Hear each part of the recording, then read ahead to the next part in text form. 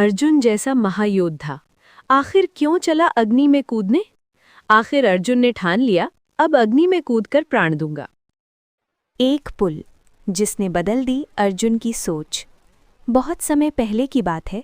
महान धनुर्धर अर्जुन रामेश्वरम के पवित्र तट पर टहल रहे थे। वहां उन्होंने भगवान श्री राम द्वारा बनाए गए पत्थरों के सेतु को देखा। अर्जुन के मन में अचानक एक विचार आया। उन्हें अपनी धनुर्विद्या पर बहुत गर्व था।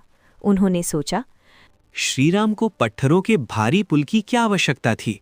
यदि मैं वहां होता तो अपनी कला से बाणों का एक अटूट पुल बना देता।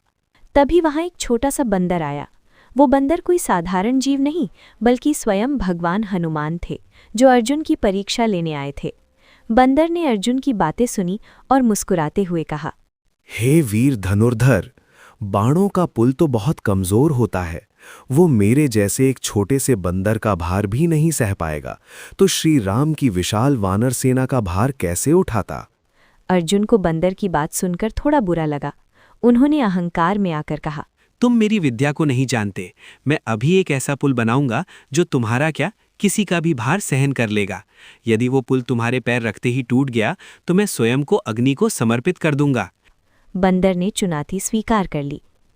अर्जुन ने तुरंत अपने गांडीव धनुष की प्रत्यंचा चढ़ाई और एक के बाद एक सैकड़ों दिव्य बाण छोड़े। देखते ही देखते समुद्र के ऊपर बाणों का एक सुंदर और विशाल पुल बनकर तैयार हो गया। अर्जुन ने गर्व से बंदर की ओर देखा और कहा, जाओ, अब इस पर चलकर दिखाओ। इस बार ये नहीं टूटेगा। छोटा बंदर धीरे धीरे पुल की ओर बढ़ा। जैसे ही उसने पुल पर अपना पहला कदम रखा, पूरे समुद्र में हलचल मच गई।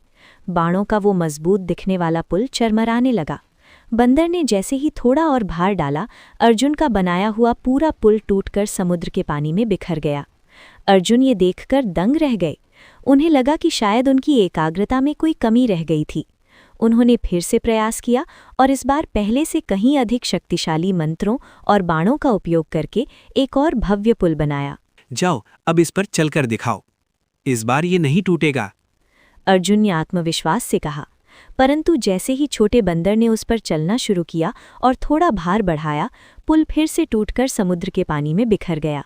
अर्जुन स्तब्ध रह गए। उनका गर्व चूर चूर हो गया। उन्होंने सोचा, मैंने वचन दिया था, अब मुझे अपने प्राण त्यागने होंगे।